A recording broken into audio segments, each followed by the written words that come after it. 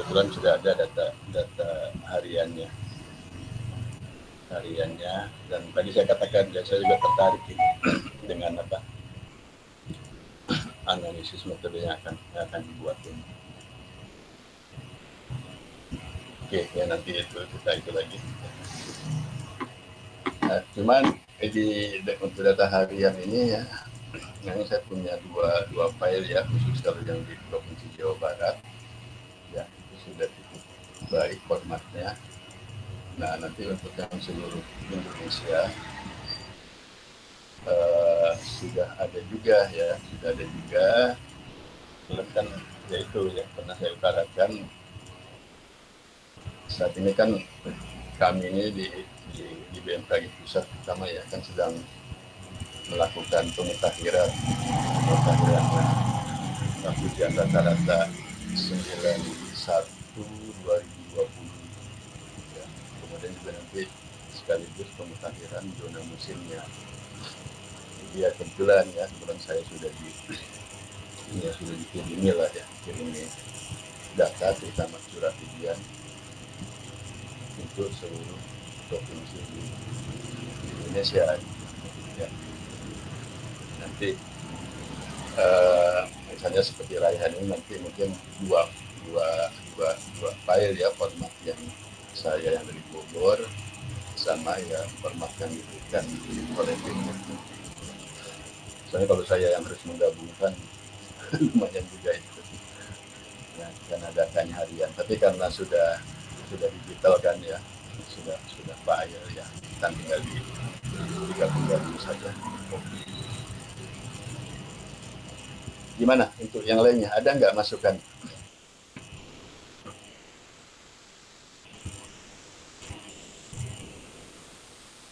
Sudah aman semua ya. Kalau paling tidak sih saya tuh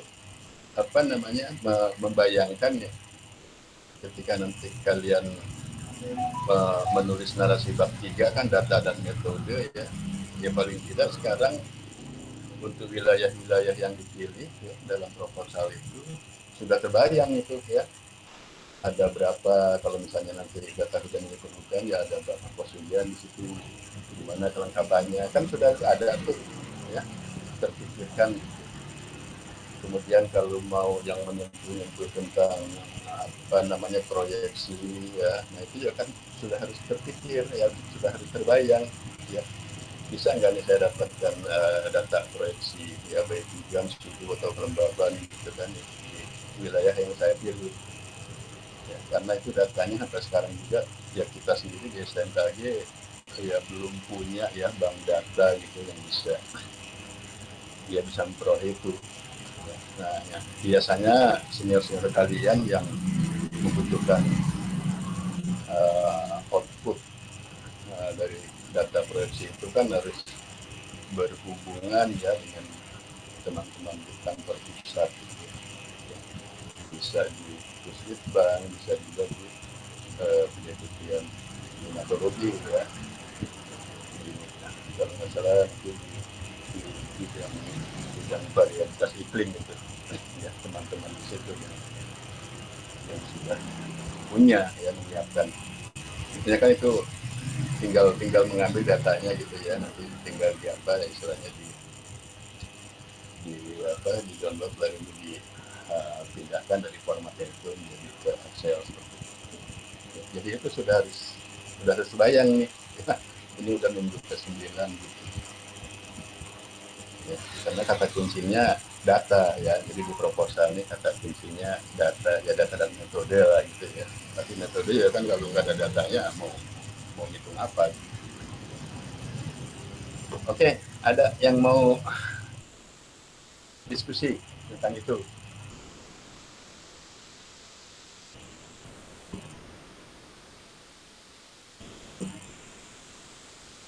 Silakan ya. Mungkin belum Pak. Belum ya. Oke, ya, terus satu lagi, kalau yang saya nggak memerlukan data observasi gitu ya, karena data yang akan saya ambil ya adalah data reanalisis, data global ya, silakan gitu ya, silakan nanti gimana kan cara mendownloadnya, cara mengoreksinya, ya. Karena data-data global itu kan harus dikoreksi juga, ya. Koreksi. Karena pengalaman saya juga, misalnya kalau yang ngambil dari TRMN, ya, TRMN tuh, aduh agak parah gitu ya. Karena pertimbangan fisik di bawah itu ya, itu kayaknya tidak tidak tertangkap juga oleh data TRMN. Ya, mungkin kan termasuk KCMWR juga begitu ya.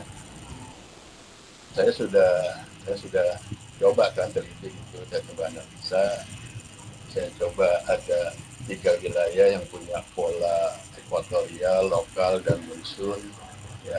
Lalu saya ambilkan data TRMN-nya.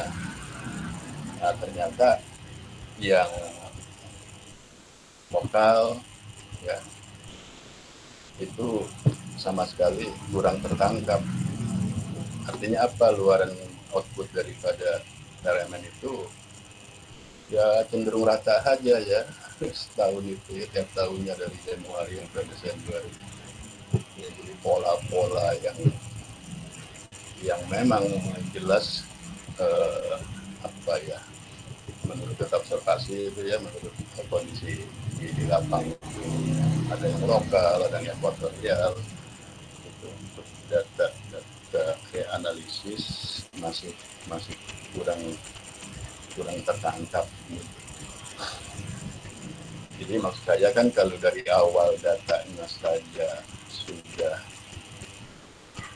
sudah tidak representatif, ya bisa dibayangkan gimana hasilnya gitu.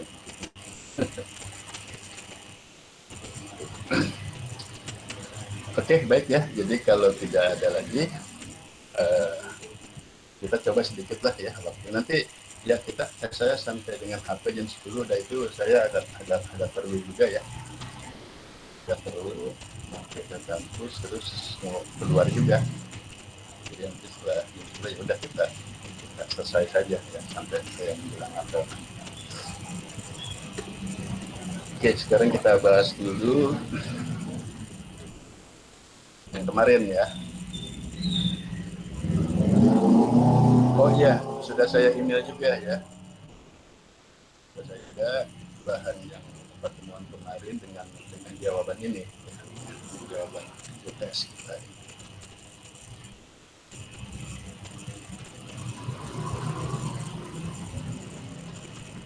Oke, baik ya, sudah muncul. Nah, kalau yang pertanyaan nomor 1 ya, saya lihat ya sudah saya coba juga ya, periksa gitu dari beberapa, kelihatannya sudah benar ya, benar gitu, langkah-langkah cara perhitungannya ya, cara perhitungannya ya dari data luas ini ya. Lalu kan kita tentukan ya, pertama kan dari data luas kekeringannya apa sih yang intinya itu mau diperoleh, yaitu periode window ya, atau periode asuransi ya. Maka ini kan diperoleh ya selama 2008 sampai 2018 itu ada di Mei sampai dengan Oktober ya. Nah, semuanya dibuka benar semuanya pilihannya ya, kemudian dihitung peluang dan periode ulang ya, 1 per peluang, maka ini kita bulatkan peroleh 2 ya. Nah, ya, apa periode Mei sampai Oktober, berarti data yang kita perlukan juga ini ya, Juni sampai Oktober. Oh ya, Mei sampai Oktober ya. Maka data yang kita perlukan, ini kan data setahun ya, Januari sampai Desember yang saya berikan ya, maka kita ambil yang periode Mei sampai dengan Oktober. Nah, setelah ini ya benar semua ya. Ini kan harus ada syarat kan ya, syarat data disesuaikan ya, istilah CAT itu. Ya, ini juga harus tahu filosofinya ya, kenapa gitu CAT. Itu kan keterkaitan dengan apa namanya kriteria ya, atau definisi daripada ya bisa dibilang awal musim ya, bisa juga disebut keseimbangan antara evaporasi dengan curah hujan ya. Ingat ya, jadi kan itu dulu untuk cetapora itu kan jadi rata-rata kan 5 mili di Indonesia ya, maka nilai 50 itu jadi patokan. Itu sebenarnya ada ya referensi itu ya di bukunya Debur ya, saya pernah baca, cuma emang saya juga agak-agak ini juga ya, kecewa juga ya, udah nggak punya dulu ya, saya punya itu dulu ya, kopi ya dipinjam nggak kembali, bahkan yang Burema itu untuk apa tipe hujan ya, saya kopi 2 kali, aslinya pun saya punya dulu dari perpus BMKG, nggak tahu nih ya di mana gitu, miliknya hilang juga ya.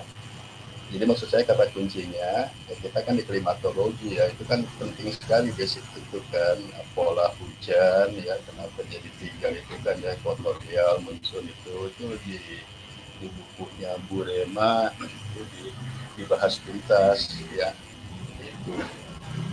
Kemudian ya kenapa jadi 50, ya itu ada di Debur ya, bukunya Debur. Saya pikir itu basic ya, kunci gitu ya. Karena banyak juga yang nggak pada ngerti ya, nggak ngerti jom tuh kok gimana sih dipilihnya daerah-daerah musuh, kenapa jadi kok tutupannya 50 atau sebulan 50 gitu. Itu ada ya, semuanya ada dasarnya, ada definisinya maksudnya ya. Ya, jadi BMKG juga membuat definisi itu pasti ada definisinya. Iya, itu jadi apa, filosofi tentang CAP ini ya. Jadi neraca keseimbangan antara penguapan dan curah hujan. Nah, dari sini kan untuk yang lebih dari 50 ya itu sudah dibatasi maksimal 50 saja. Itu ya. Sementara yang kurang ya sesuai dengan nilainya gitu ya. Nilainya. Jadi semua juga sudah bisa ya menghitung ini.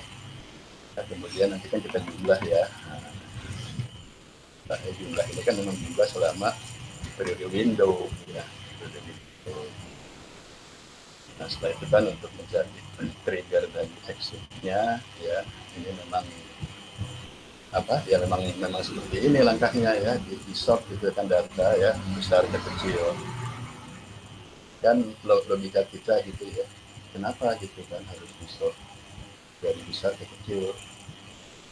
Nah argumennya eh, kita kan akan mencari nilai trigger, pemicu ya, pemicu dari series data itu berapa mili sih yang apa nilai terkecil sebagai trigger dan berapa mili nilai terkecil sebagai exit.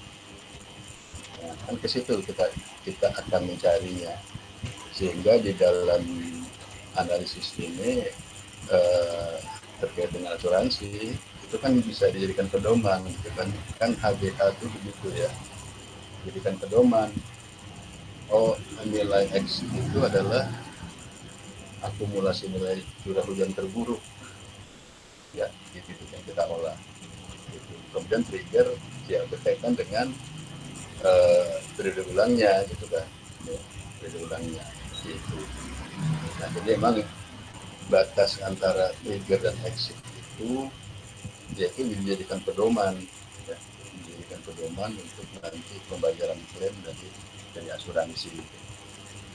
Dan di sini diperoleh ya, setelah di short itu kan ya terkecil 95 ya, semua benar. Dan trigger karena kita punya peluangnya 2 ya kan, rumusnya ini ya, 2n+1 dibagi 2, maka ada di posisi 2,5. Ini maksudnya 2,5 ini kan urutan data dari yang terkecil ke urutan 2,5 ya. Kalau tentu kan 2,5 nggak ada ya, tidak untuk bulan 1, 2, 3, 4, 5 berarti kan 2,5 ya ada di antara 2 dan 3, makanya dijumlah dibagi 2 ya, diperolehlah 131. Oke, jadi sudah semua ya ditambahkan ya, semuanya sudah benar ya, jadi nggak ada masalah ya, mudah-mudahan ini nanti bisa apa ya buat bekal kalian ya, malu mau nulis paper, nulis apalah ya, tulisan-tulisan ilmiah ya lumayan ya, ini bisa lah dilakukan. Nah, berikutnya yang nomor dua kan ini. Jadi waktu itu saya siapkan data anomali SST kan, ya 81 sampai 2010 ya. Data. Kemudian disiapkan juga data hujan bulanannya ya, di keamanan Jakarta. Ya. Dan yang ketiga adalah data ya pengamatan Tanjung ya. Jadi memang yang krusial itu ya ketika kita mau mau mengambil topik ini, menganalisis topik ini, memang yang krusial ya ini ya data Tanjung. Ini akan lebih bagus lagi ya kalau ini nanti bisa sampai ke 2020 ya.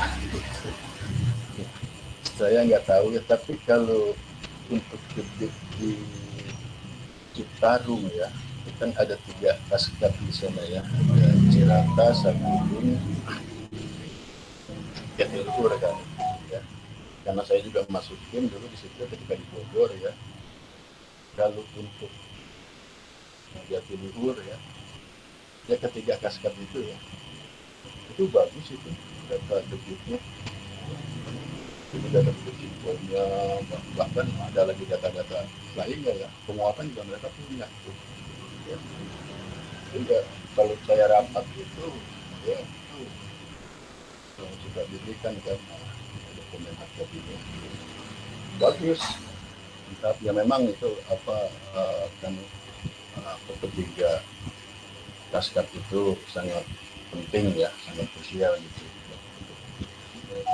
Sistem pengairan sawah, air minum, listrik ya. Daerah ini kan Jawa Bali ya, kan dikendalikan atau dikelola oleh 3 kaskad. Jadi data debit ini ya, kalau debit 3 itu setahu saya waktu itu cukup bagus. Nah, tapi ini waktu ini kan cuma ngambil aja nih ya, kebetulan di Purwakarta ada ya namanya, dia punya nama juga ya, pengamatan di kita itu punya nama ya, pos pengamatan Nanjung. Oke ya, karena ini kan ya saya juga menyiapkan ini hanya untuk bahan kuliah gitu ya. Ya. Oke, baik ya. Jadi ada 3 data ini ya, maka langkah pertama selalu kita kan akan dihitung gitu ya, akan dimintakan informasi ya, atau semacam kayak rekomendasi gimana sih pengaruh insuku terhadap luas tanam gitu kan. Dan pasti orang yang menanyakan sesuatu itu adalah Nino ya, El Nino. Kalau La Nina pasti mereka nggak konsen lah gitu ya. Nah, ketika ada El Nino katanya kan mengganggu gitu. Terus mengganggunya kan kita sudah tahu ya dari beberapa peneliti sebelumnya, yang diganggu itu adalah curah hujan di musim kemarau ya, ketika El Nino. Itu juga penting ya, itu udah dari beberapa referensi peneliti ya, memang banyak mengatakan seperti itu. Sementara kalau La Nina ya, jadi baik La Nina maupun El Nino itu pengaruhnya memang di produksi kemarau ya. Jadi kalau sekarang ini katanya ada sedikit La Nina ya masih kisarannya gitu ya. Nah, dan sekarang kita sudah masuk musim hujan. Dari beberapa penelitian, La Nina itu nggak signifikan sebetulnya ya, mengaruhi ya, curah hujan di musim hujan. gitu ya. Kan kemarin juga udah kita buktikan kan ya, dari apa namanya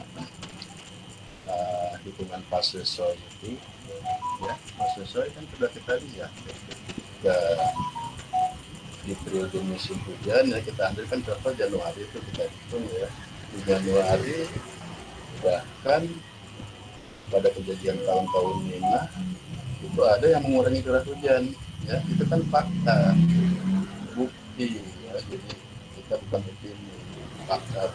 Memang ada juga yang menambah curah hujan ya, dan dilengkapi dengan persentasenya kan itu ya, hasil hitungan dari proses soil.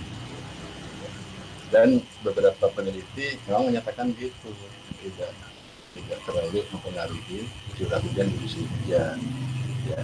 Dan itu saya juga pernah membaca ya referensi, sebetulnya kalau wilayah kita ini Indonesia, kondisi La Nina itu ya boleh dibilang agak-agak normal gitu ya, karena wilayah kita ini di ekuator ya, di ekuator yang memang tempat ya tempat potensi tumbuhnya awan ya, karena penguapan banyak gitu ya.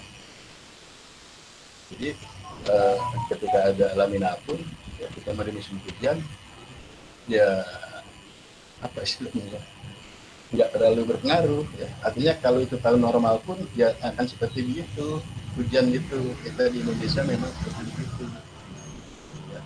Nah, jadi itu ya, itu penting juga. Nah, sekarang kan ini sedang rame ya, sedang rame lah kita juga nih, orang-orang BMKG terutama yang di klimatologi ya, itu baik itu KB ya maupun deputi ya, lalu kan bahkan ya infonya juga sudah menyebar kan se Indonesia ya, akan ada penambahan curah hujan hujan ini sebagai akibat adanya La Nina ya, sampai ya bisa menambah 70% itu kan hebat ya. Artinya kan kalau 70% rata-rata misalnya sekarang apa nih November ya, kalau rata-rata hujan itu 100, mau nambah 70% ya, berarti itu kan akan menjadi berapa, 170 ya, itu kalau 100. Kalau yang rata-ratanya ya, misalnya ini ada ya, kemudian hujan kan gede ini kalau tambah 6 ya, 421. Nah ini kalau bertambah apa 70%, jadi berapa, 600-an ya itu ya. Tapi oke lah ya, itu kan sudah info ya, peringatan dini gitu ya, ya nggak apa-apa ya, ada baiknya karena memang fakta sekarang kita sedang diselimuti oleh fenomena La Nina ya. Itu kalau nanti penambahan hujannya itu tentu ya harus dibuktikan tentunya ya, diinfokan akan bertambah 70% yaitu ke satu. Yang kedua juga ini penting ya,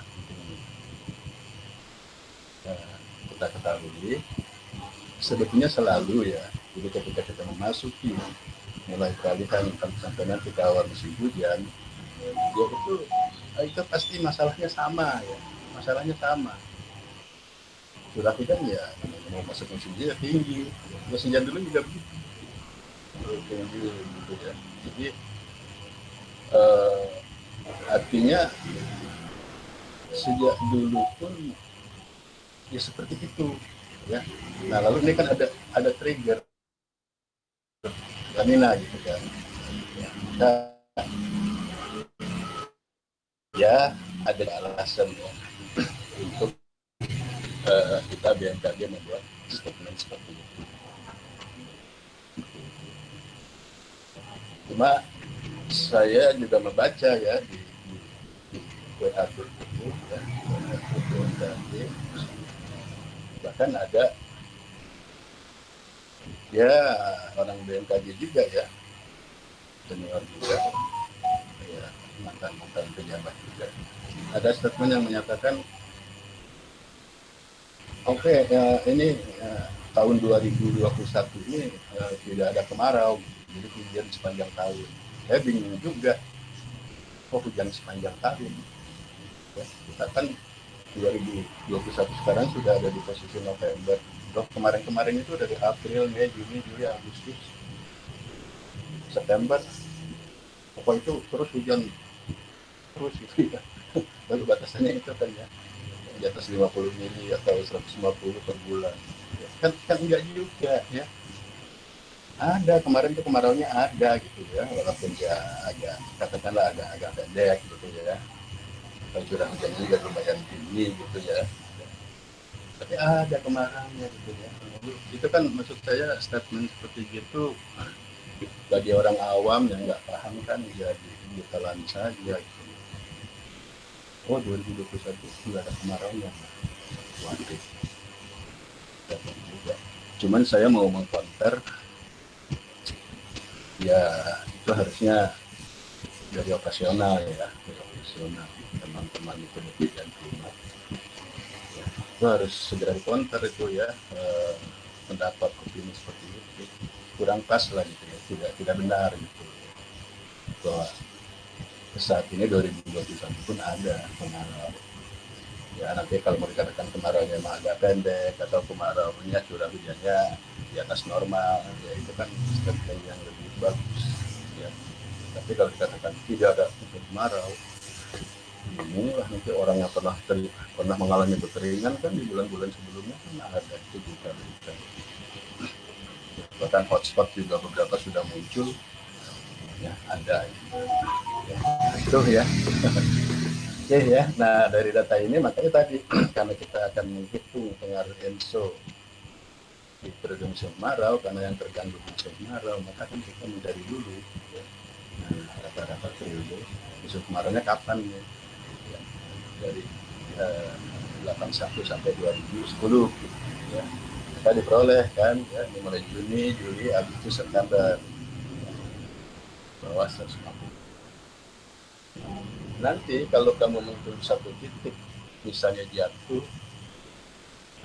ini kan kalau di Purwakarta ini memang pola hujannya agak tinggi ya, agak tinggi ya, apalagi Cibuka Manah ini ya, Cibuka Manah memang tinggi, tapi misalnya nanti kalau kamu mau menghitung di pos hujan yang agak kering bisa saja kan mulai dari April ya, April sampai November lah ini kemarau. Nah berarti yang harus dihitungnya ya ini April sampai November akumulasi curah hujannya.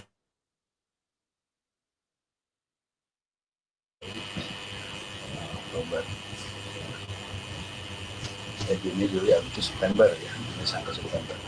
Oke, ya, nah, udah ini juga sudah banyak ya untuk menganalisis hubungan antara anomali curah hujan dengan anomali SST di periode musim kemarau. Saya lihat sudah benar ya, sudah benar, mungkinnya sudah benar ya anomali curah hujan ya, kemudian anomali SST-nya ya, tapi kan diambilnya nih ya, Juni, Juli, Agustus, September, tidak semua tahun di sini kita korelasikan ya.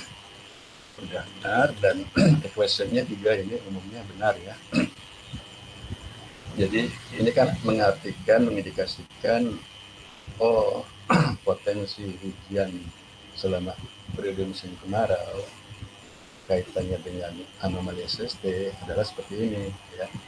Minus 55,35 kalikan nilai SST-nya ditambah 5,8101. Nanti nilainya ini kan anomali.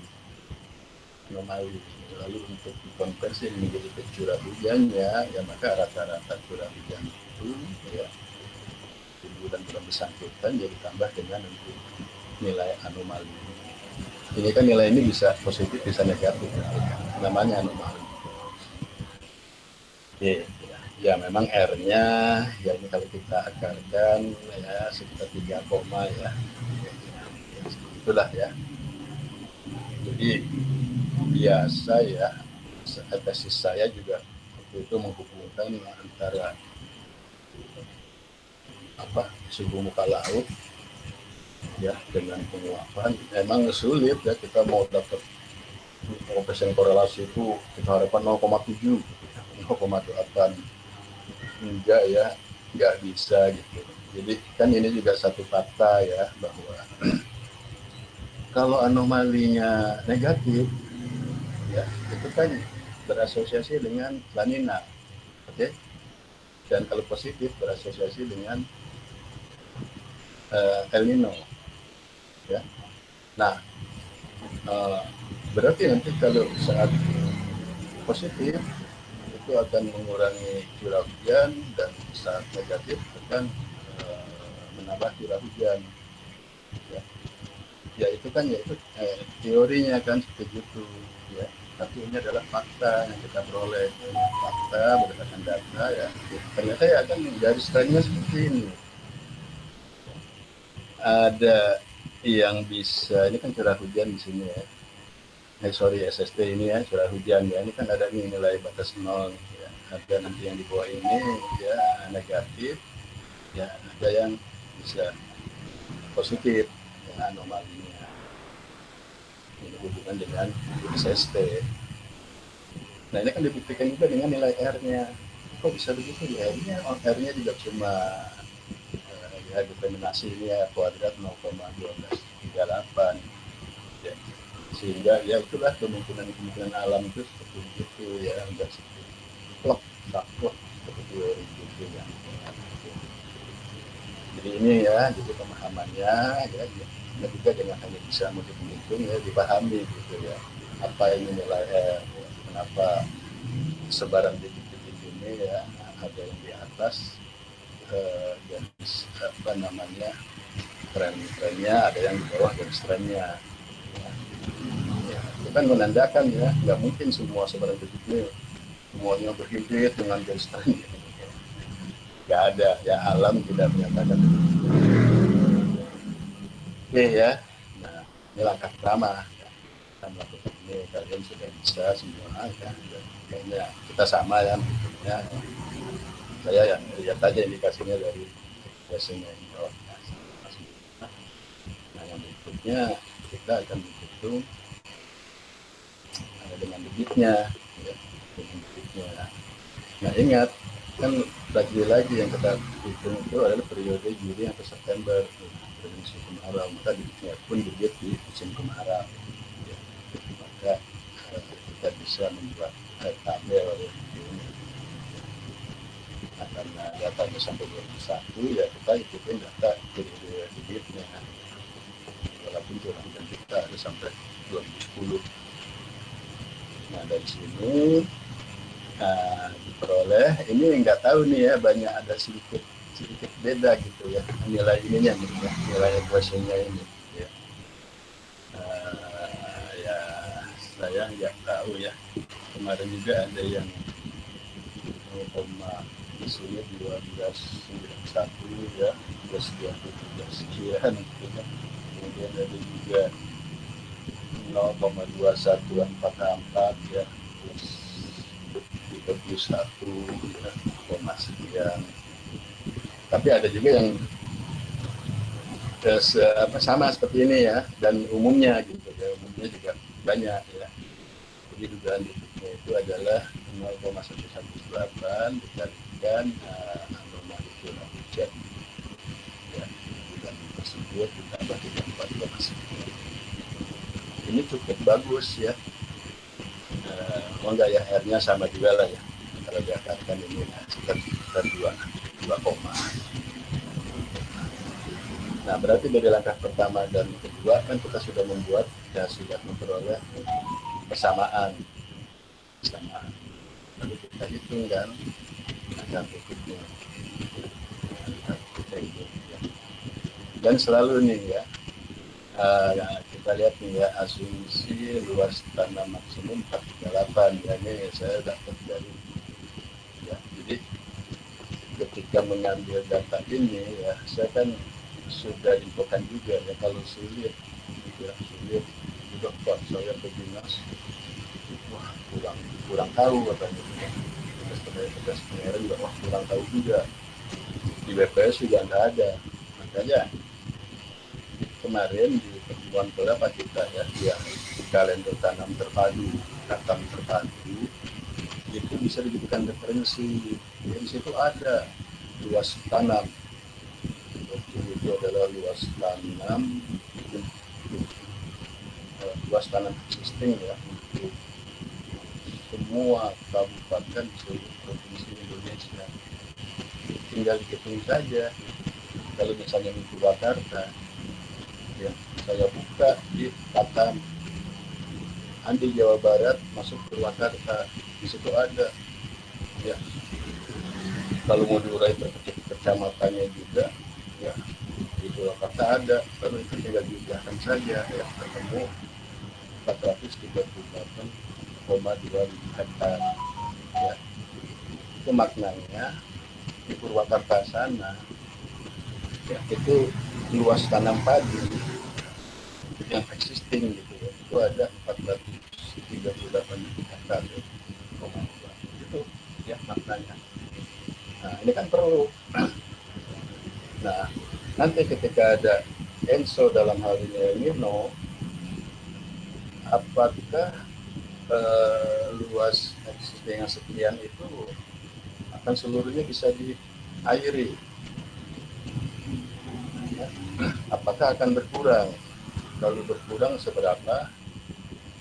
Ya, itu kan. Nah, inilah yang akan dihitung ya dari pengaruh ENSO. Nah, ya mulai kan dilakukan ya. Ini kan saya di pertanyaannya tuh kita akan menghitung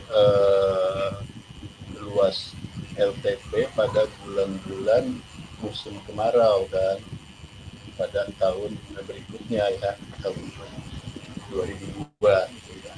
Dengan asumsi bukan ya bahwa hujannya tuh mirip dengan 2000 kan seperti itu ya.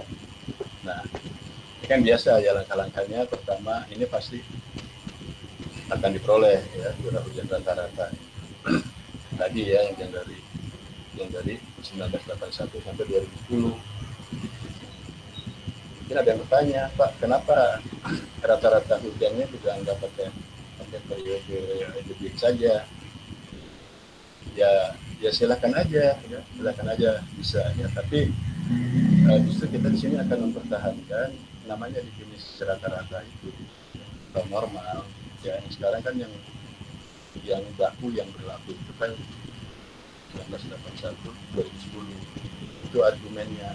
Tapi kalau dalam penelitian ya terserah aja sih penelitinya ya, mau dirubah periodenya ya nggak masalah kok gitu ya. Kan masing-masing kalian peneliti. Nah, saya mau sesuaikan saja dengan periode yang maaf. Oke. Anomali suhu muka laut ya ini nggak bisa lagi ditambah dikurangi ya, karena data ini sudah tersedia kan. Semua orang bisa mengakses ya, semua orang bisa mengakses dari phone, dari kiri segala macamnya bisa.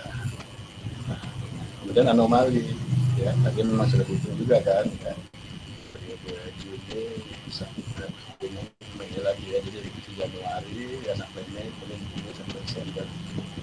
Ini anomalinya diperoleh dari yang sudah kita hitung.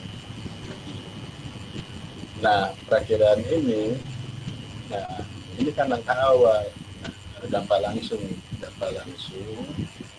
ya nilai PCH ini, perakiraan curah ini dipengaruhi oleh ASST gitu kan, itu yang namanya dampak langsung. Jadi belum produksi gitu. Ternyata baru dari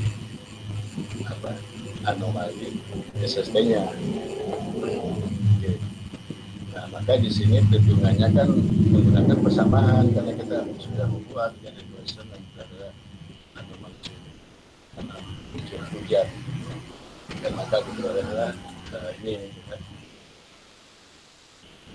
Mulai ini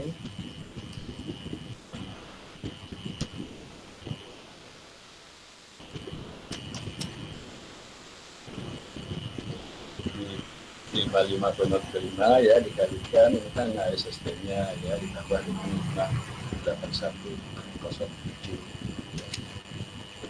ada sekian. Nah ini adalah anomali, prediksi anomali. curah yang sebenarnya gimana? Ya ditambah nilai rata-rata, ditambah dengan anomali, bisa diperoleh ini 156.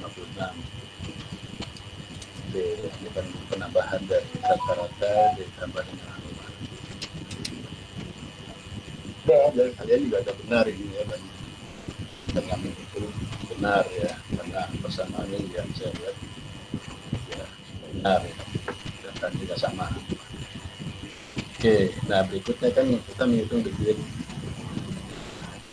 Debitnya kan juga sudah diperoleh persamaannya, yang anomali curah dengan data debitnya. Kita diperoleh dengan 1,116 ya, tambah HP-nya ini kan anomali curah, tambah 34 sekian. Kita diperoleh.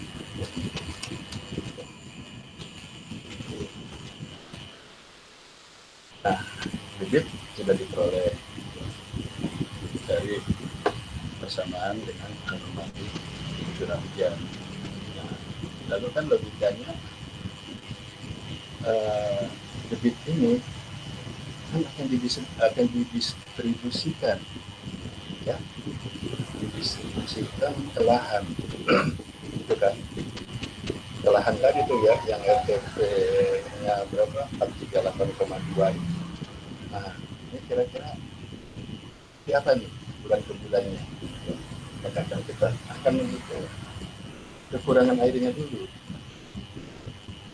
Kekurangan air itu akan kita hitung dari perakhiran curah kita. Kita kan membuat seolah equation ya. Ya kan persamaan ini boleh dijadikan sebagai penduga ya, penduga perkiraan. Penduga kan, gue diduga nanti ini apa namanya, curah hujannya di bulan Juni ini 156. Nah, terus karena kita menghitungnya padi, ya padi sudah ada formulanya, padi itu butuh 200 ml.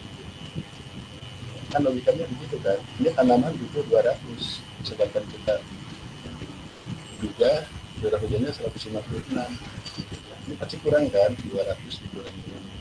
Tapi kita juga main satuan ya, karena kebetulannya satuannya sudah kurang air itu kan ya satuannya nanti dapat, karena ini masih ini kita kan kita bagi dengan jadi meter ya, dibagi dengan 1000 gitu kan, kita diperolehlah 0,044 meter, bukan 0,044 mili. Ini salah satuan dalam meter kekurangan air. Nah, itu ada yang negatif, sudah pasti ya, sudah pasti dia peroleh nilai negatif. Kita lihat kenapa dia bisa negatif,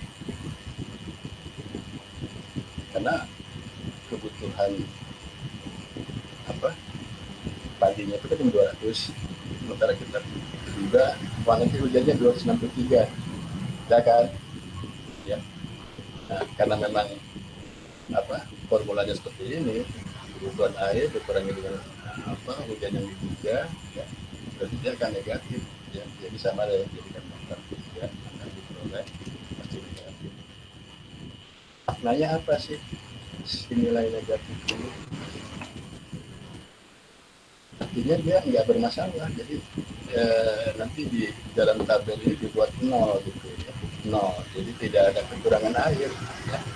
Kan secara kasat mata saja kan terlihat kan ini perakhiran curah ya, semuanya ini di atas 200 ini, berarti no problem kan untuk si padi, artinya tercukupi, dia sudah kurang air ya kan, 0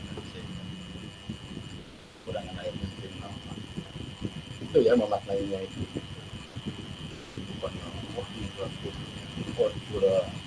Kekurangan air negatif ya, negatif malah bisa salah persepsi. Oh, negatif berarti kurang banget airnya ya. Padahal yang bukan begitu, justru sudah tercukupi dari 200. Oleh kan kekurangan air, maka langkah berikutnya ya ini kita menentukan LTP ya, ini juga sudah ada formulanya kan tadi ya kan cara logika saja luas tanah ini tentunya data debit ini ada data kekurangan air.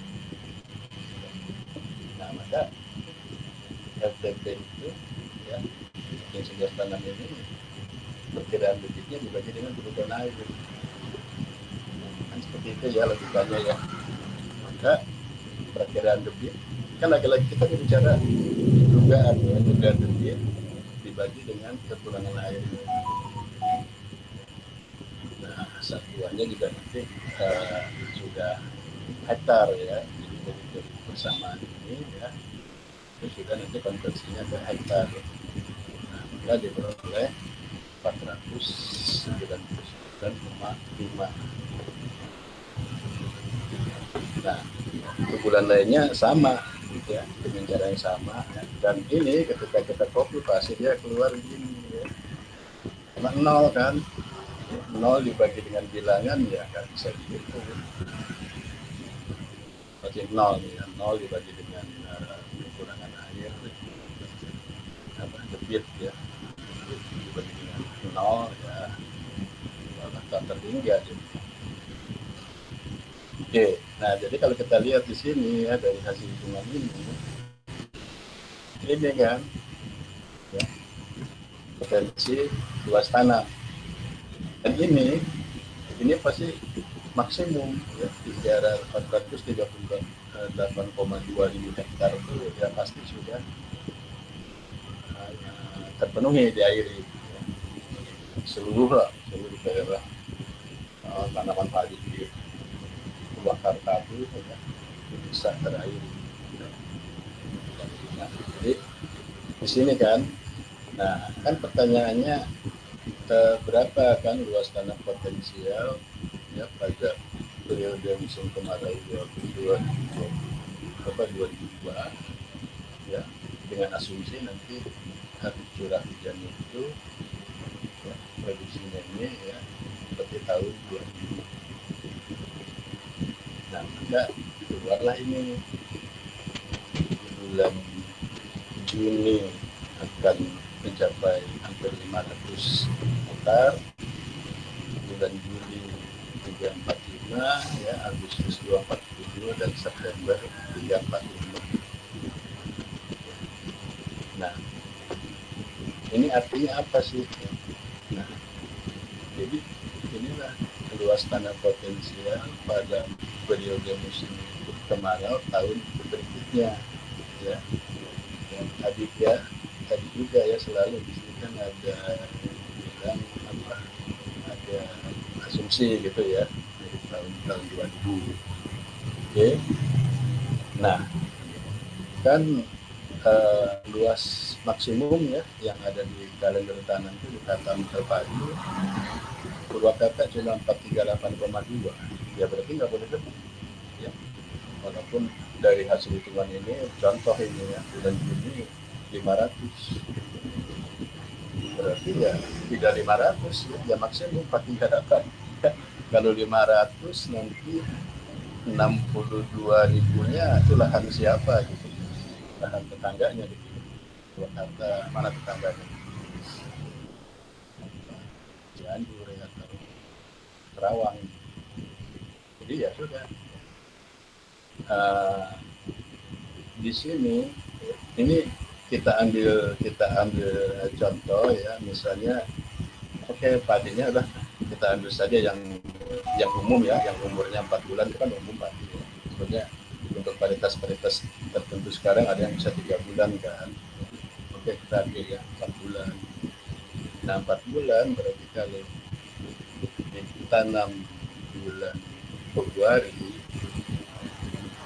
ini ya bulan Februari ini ya boleh ditanam di sini artinya umur 4 bulan kan ya, 4 bulan maka dia akan panen di sini kan nah ini kita lihat ya karena ini kekurangan airnya 0 nggak ada ya berarti dia maksimum seluruh keluasan di Kabupaten Purwakarta itu bisa potensi ditanam. Nah kalau dia bergeser nanamnya Maret, ya kita hitung saja nih ya, Maret, April, Mei, Juni, sama ya, dia masih potensi semua luasan di padi di Purwakarta itu bisa diairi. Ya, tapi kalau tanamnya mundur lagi mulai April, ya berarti kan 1, 2, 3, 4, nah udah mulai berkurang ini ya, dari keseluruhan luas tanam existing ya 3438, kalau dia tanam April itu juga nanti potensinya 34, 5 ya, dan seterusnya ya. Kalau ditanam di Mei ya berarti ini nanti nah, sesuai dengan yang diinginkan dalam pertanyaan itu kan sebetulnya gini ya, maka luas tanam yang aman untuk tahun 2001 ya Juni sampai dengan Desember, Juni sampai dengan September ya adalah ini Juli, Agustus, September ini masih 8,2, 345, 240,1 dan 325,6 ya, gitu dia. Jadi makanya kemarin saya katakan kalau dari langkah perhitungannya udah bagus ya, udah benar ya. Cuma saya nggak tahu apa yang menyebabkan ya equation daripada bibit dengan anomali curahnya ada beberapa yang berbeda. Padahal kan kita sama ya datanya, kita olah sama, menggunakan data yang sama lah. Apa namanya laptopnya beda gitu deh. Ya sehingga ya nanti kan kita ambil dari nanti ya, dari apa dari ini kan ya apa namanya grafik ya grafik hubungan ini antara sikap keempat ini ya, antara X dan Y. Nah jadi ini ya kira-kira gitu kan.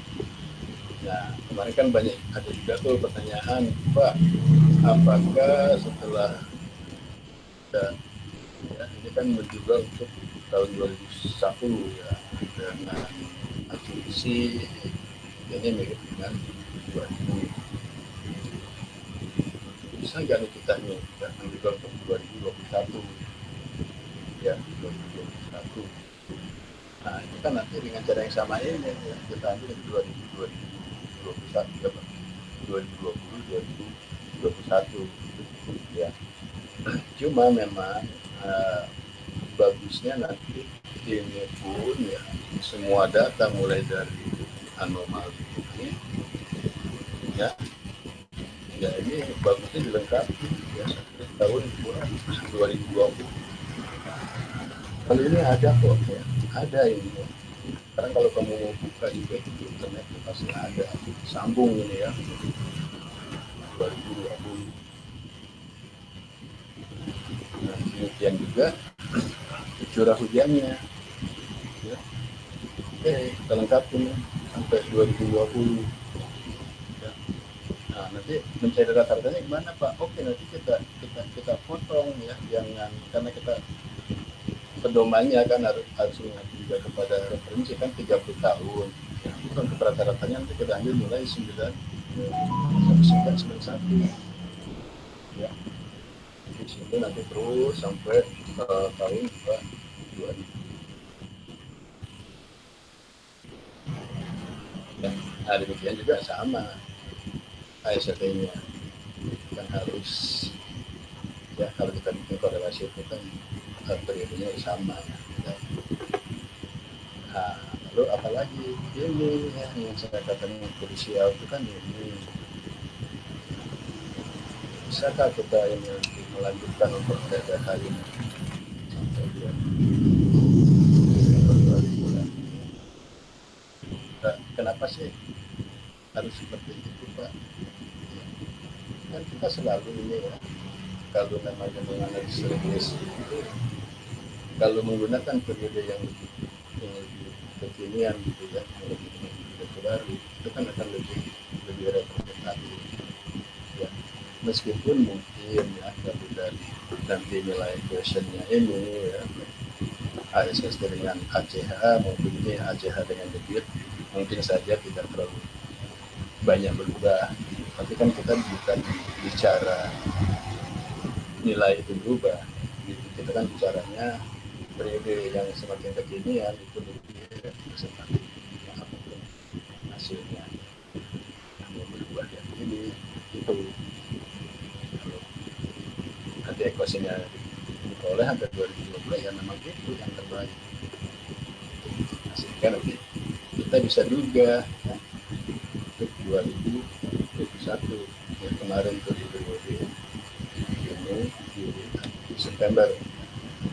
Kalau konteksnya pos-posnya dibuka mana ya, karena saya katakan tadi kalau pos-pos lainnya kan belum tentu sama. Nah, ya jadi seperti ini ya filosofinya ini. Nah, hitungan ini jadi kalau hitung ini banyak yang sama juga seperti ini ya, karena kita sama. Nah, cuma ini adalah Pak maksud saya di sini pemahamannya. Ini seperti ini nanti ya, yang dimaksud di soal itu. Ini sudah bersih. Begitu. Oke, ya, ada yang mau diskusi? Silakan. Izin Pak aja bertanya Pak. Oke. Izin Pak, itu berarti kalau misalkan si potensi luas tanamnya itu minusnya tinggi, berarti dianggap nol aja gitu ya Pak? Ya, jadi sekali lagi, kenapa keluar negatif? Ya. Nah, kan dari rumus atau persamaannya itu, ya, nah, Pak, perakiraan curah, ya kan, dibagi dengan perakiraan debit, ya, dibagi dengan kurangan air kan. Jadi nilai negatif itu menyatakan bahwa memang debitnya itu ya, pasti jadi tetap curah ya. Jadi si ini ya, ini kan potensi luas tanam ini kan dihitung dari pembagian debit dibagi kebutuhan air ya. Tapi kan sudah dihitung di sini kan kekurangan air. Nah, kurang air ini negatif. Ya kan bingung, kok kurang air negatif? Ya berarti udah, dia nggak perlu air gitu kan. Ya. Nah, kalau ini kan, oh kurangnya ini sekian. Ya. Ini meter ya. Satuannya meter. Ini kan berarti memang dia kurang 0,044 meter ya. Nah ini negatif. Oh berarti dia nggak kurang gitu, nggak kurang. Karena memang dari hitungannya juga debit dibagi kebutuhan air kan, pasti debitnya akan lebih tinggi. Ya. Kekurangan airnya ini pasti nggak ada gitu kan, ya. Nol. Jadi masalah nanti negatifnya akan tinggi sekali. Perakiraan curah ya, perakiraan kekurangan air dulu nih ya, perakiraan curah dibagi dengan kan kebutuhan air tadi 200 ya. Akhirnya menjadi negatif. Intinya artinya nilai negatif ini dia nggak butuh air, nol. Saya butuh air -5 kan, gimana sih kamu butuh air kok -5? Berarti kamu kan nggak butuh air. Jadi saya butuh air nih 0,3. Oh iya. Jadi itu ya intinya nilai negatif. Oke, ada lagi jelas nggak? Siap, sudah jelas Pak. Izin Pak. Ya, silakan. Berarti untuk yang bagian misalkan kayak di bulan bentar Pak. di bulan Juni itu kan dia di perhitungan yang bawah potensi luas lahannya itu kan sampai 499,5 ya Pak. Nah berarti di kolom yang tabel yang atas itu langsung ditaruh sesuai dengan luasan maksimum lahannya aja ya Pak, Iya, 438. betul, betul. Izin Pak. Kemudian mungkin bingungnya di bagian ini sih Pak, perhitungan anomali hujan bulanan itu yang pengurangan antara anomali eh, pengurangan antara hujan bulanannya sama rata-ratanya itu Pak. Dan jadi mungkin bisa hasilnya itu bisa beda pas di bagian eh, Bagian itu ya, grafik Pak. kita Karena kan masukin itu. pas di grafik itu harus nyusun nyusun ulang tabel lagi ya Pak, bikin tabel untuk bikin grafik ya itu Pak. Nah, jadi mungkin bingungnya di situ sih Pak, keliru. Karena kan yang diambil bulan 6 sampai 9 Pak, dan itu Betul. tahunnya lumayan banyak dari 91 sampai tahun 2001. Sehingga mungkin agak kurang teliti di bagian situ sih Pak. Bisa jadi ya, bisa jadi ya ketika mungkin kan berawal dari sini nih ya, dari curah kita akan cari anomali curah kan, ya, inilah nilainya kan ya, nilainya mulai 91 ya, nah, 91 ya, 91 kayak mulai ini kan ya, Juni, Juli, Agustus, September ya, dengan data debitnya ya, debitnya berapa. Nah, eh, ya inilah ya, saya nggak tahu ya Excel ini. Tapi kalau selama kita nanti mengcopy ini ya, kopas lalu value ya, akan tetap sama ini. Jadi ini kan kayak ini kan di copy ya,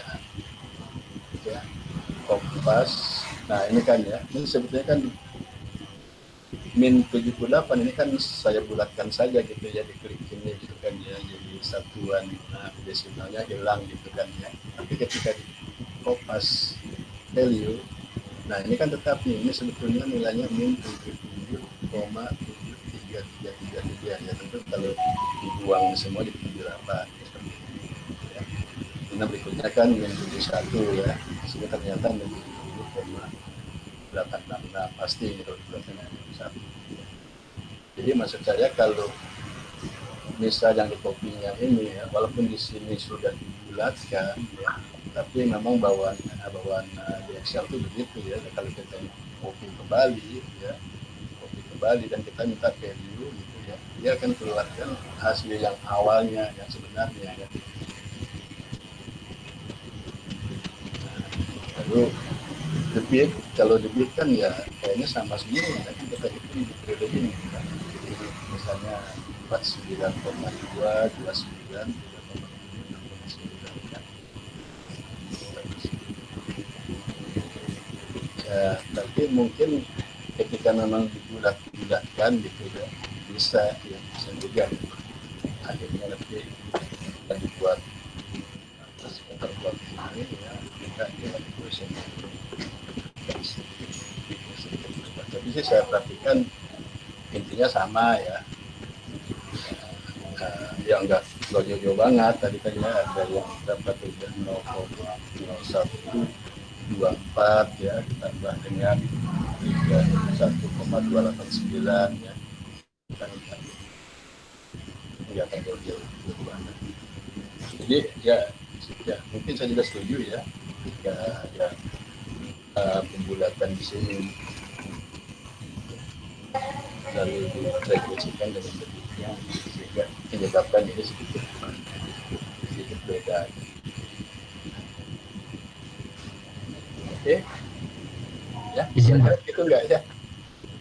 Kalau misalkan yang di bagian perhitungan potensi luas lahan itu kan, kalau yang di contoh perhitungan Excel yang kemarin itu bagian bulan-bulan yang nilainya minus itu kan dikasih warna merah ya Pak. Nah terus nilai minusnya itu tetap ada gitu. Nah makanya kemarin saya tetap masukin nilai minus itu nggak diubah jadi nol. Kalau seperti itu salah atau bagaimana Pak? Enggak, makanya ini kan kita bahas ya. Ini kalau misalnya ke depannya gitu ya. Ke depannya, wah saya tertarik nih ya, mau tulis yang paper lah gitu ya, ilmiah nih ya, saya diundang gitu kan ya, adalah ini ada perwakilan taruna-taruni dari STMKG, itulah kita ambil aja nih ya, kita pelajari ini bagus, ini untuk konsumsi paper cukup lah ya, mendukung satu gini ya, ini udah keren banget gitu ya, karena udah bagus gitu ya, data-datanya. Nah nanti kalau memang seperti itu ya, nah ini nanti kamu buat ya, jangan lagi nilai negatif di sini diangkat ke sini ya, berarti dia nol ya. Nah itu di paparan bahan ajarnya juga begitu ya, yang dibuat oleh Pak Ria itu ya. Saya juga lihat, oh ini di nol kan. Pokoknya intinya dia tidak kekurangan air gitu, tidak butuh air. Ya memang segi contoh yang saya kemarin juga ada ya, karena ini kan hanya di kopas saja dari sini, pindahkan ke sini ya, jadi ya sehingga memang ini ada ya. Tapi nanti gitu ya, kalau tulisan segala macam lalu akan ditampilkan hasilnya ya, ini kan pasti dimunculkan ya, maka ini harus diubah karena nanti kalau dibiarkan negatif orang juga jadi bingung ya, kekurangan lagi ya, maksudnya apa, kalau nol kan jelas oh dia tidak perlu air ya. Kalau kemarin sih jawaban dia ya nggak apa-apa gitu.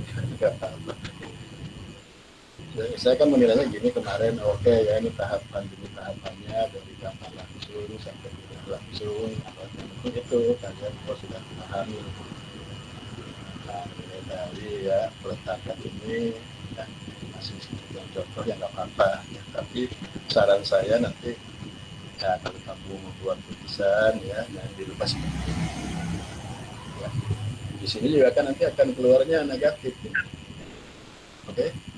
Nah itu artinya ya sudah ya maksimum gitu ya, ini kan ya, oh ini kan karena ya karena tak terhingga gitu ya, tak terhingga itu kan berarti ya maksimum ya, maka dirubah ya.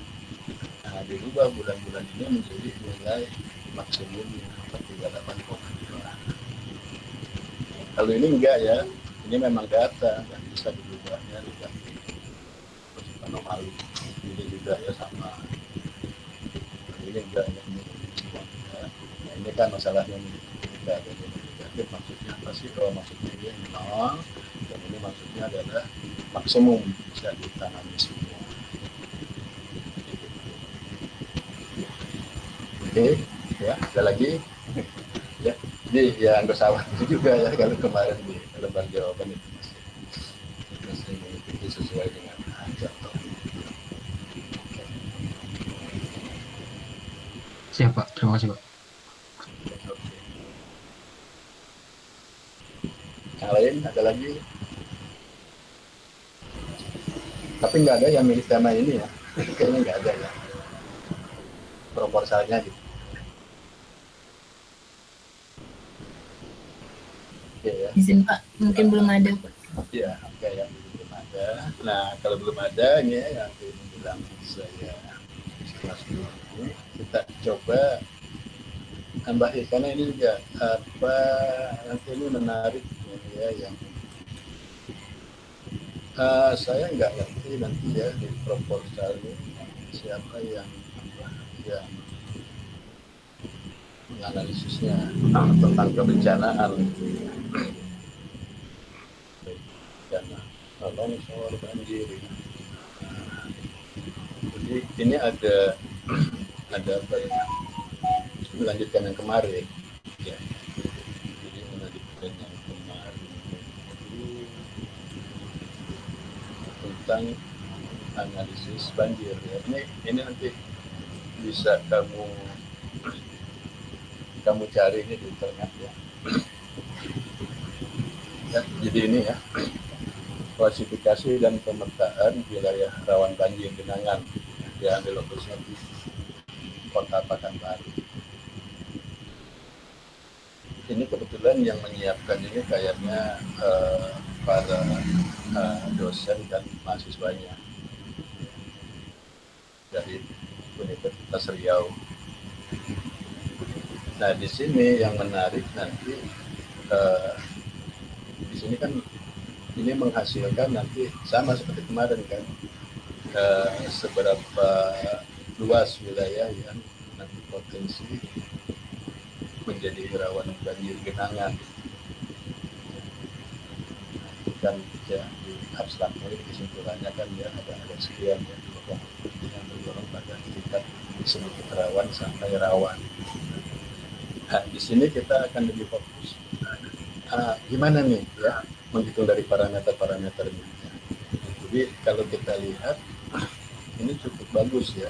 Jadi pertama dia ini kalau pustaka, nah ini ya. Jadi dari pustakanya ini ya ternyata nanti ya kalau kalian yang bikin tema ini ya, nah ini sudah ada nih ya, ini sudah dijadikan pustaka ya, bahkan saya kaget juga nih sumbernya BMKG dan Pak Imin ya, siapa ya Pak Imin, saya kurang kenal juga nih ya Pak Imin ini BMKG ya, atau Pak Imin ini bukan orang BMKG, tidak tahu ya, tapi yang pasti ini kan menarik nih ya, parameter-parameter yang akan dihitung ya untuk rawan banjir ya. Ini ada curah hujan, oke ya. Tapi ini nggak main-main ya. Data curah hujannya adalah jam-jaman. Lagi kan, waduh, harian saja susah, apalagi jam-jaman. Tapi oke lah, ini kan referensi ya. Nah lalu sudah dibuat kan, ini kan ada istilah kita mungkin ya BMKG 2014 ini kriteria ini ya, dikatakan sangat ringan kalau kurang dari 1 mili per jam ya. Sampai nanti lebat 10 sampai 20 mili per jam. Mungkin saya lihat kok ini ya sumber dari BMKG ya. Nah lalu dibuat kategori gitu ya. Kan dari kuantitas dibuat kualitatif ya, begitu rendah sampai tinggi. Sebenarnya kalau kita lihat skor bobotnya juga ini enggak macam-macam ya. Dia terus 1, 2, 3, 4, 5 saja, wajar ya, dari rendah 1 sampai tinggi 5. Oke, ini kan curah hujan. Nah, kemudian ini sama ya, lereng. Lereng ini kayaknya standar ya, kalau lereng ini mulai dari kurang dari 8 sampai lebih dari 45. Nanti mengkategorikannya ya ini kan cuma tadi lagi ya kualifikasi dari kuantitatif menjadi kualitatif ya, mungkin supaya sama ini semua dibagi 5 kategori ya, kemiringan pun gitu, mulai dari rendah agak rendah sampai tinggi, bentuknya juga sepertinya sama 1, 2, 3, 4, 5 ya. Nah ini ya, ini kan sebetulnya bangunan air, maksudnya korban lahan dan itu ya dianggap rendah ya. Kan nggak ada kuantitasnya ya. Kita langsung ke kualitas, kualifikasi ya, rendah sampai tinggi. Ini selalu nih ya, ketika pemukiman kota itu masih tinggi, skornya 5. Nah, bisa cerita saya kemarin tuh di Cipinang, Kampung Melayu, ya ini masuknya ke sini. Ya. Kalau lokasi kamu di Kampung Melayu, ya, pasti kena ini. Ya, beda dengan kalau konservasi pasti rendah. Ya. Ya, jadi curah hujan, lereng, jenius. Nah ini ya bentuk das. Ya. Ini bisa dicari dengan apa informasi ini di BPWS ya. Ya, pada bentuk das di tadi kan Kota Pekanbaru ya. Nah, tapi ini kan yang pasti kali ini ya di mana saja gitu kan, di Pekanbaru ini kan apa umum gitu ya, kualifikasi umum. Jadi kalau bentuknya lonjong dianggap rendah, tapi kalau bulat dianggap tinggi. Lonjong bulat ya, tapi ya sekali lagi istilah ini pasti sudah ada ya di BBWS ya. Kita kan membayangkan ya beda lonjong dengan bulat kayak apa gitu ya, tapi mungkin apa ya, kalau dia bulat gitu ya, gasnya itu melingkar, memang agak sulit ya untuk penyaluran air dan pembuangan air. Tapi kalau dia sudah agak lonjong ya, memang benar juga nggak ada gas lurus, tidak salah juga. Gas lurus ini yang nggak gitu, maka istilahnya lonjong. Nah, ya maksudnya itu kan pengaliran airnya bisa bagus ya, maka skornya juga benar ya, 1 sampai 4. Nah ini ya, jadi parameter ini yang harus dicari dulunya. Kemudian ini ya, kerapatan drainase, berarti ada juga kerapatan sungai ya. Jadi ini mesti dicari ya, misalnya tadi ke Kota Pekanbaru ya, di lokasi yang kita hitung itu kerapatan drainase ya, kerapatan sungai itu gimana ya, apa jarang, apa rapat, sangat rapat ya, tidak menunjukkan seperti ini ya, skornya sama. Jadi, ini kan menarik nih ya, ini baru pemberian skor ya dari kategori-kategori parameternya. Nah nanti dari pemberian skor ini ada bobot lagi, persentase.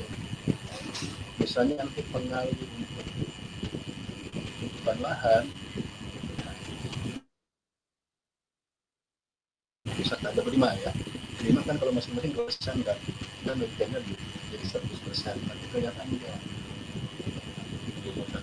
Yang mungkin nanti untuk land use bangunan air 30%, ya curah hujan 40%, curah hujan ke 30, ya. Kemudian 30 saja sudah 90 kan, tapi sisa 10%, oh ini 5%, ini 5%, begitu ya logikanya. Terus dari mana Pak referensi? Nah, mudah-mudahan ada ya referensi itu. Tapi kalau nggak ada, kita ini kan peneliti, ya. Kita peneliti, kita punya wewenang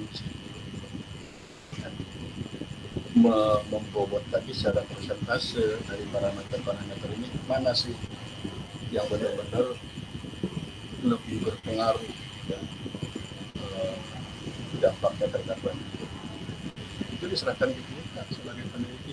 Seandainya tidak ada referensi, bagusnya kalau ada referensi ya sudah, kan itu kan bedanya kalau tidak ada referensi itu kan sudah ya minimal sudah teruji ya, kalau itu pasti sudah diuji di sidang, atau jurnal yang terpublikasi pasti juga sudah apa namanya, sudah disetujui lah.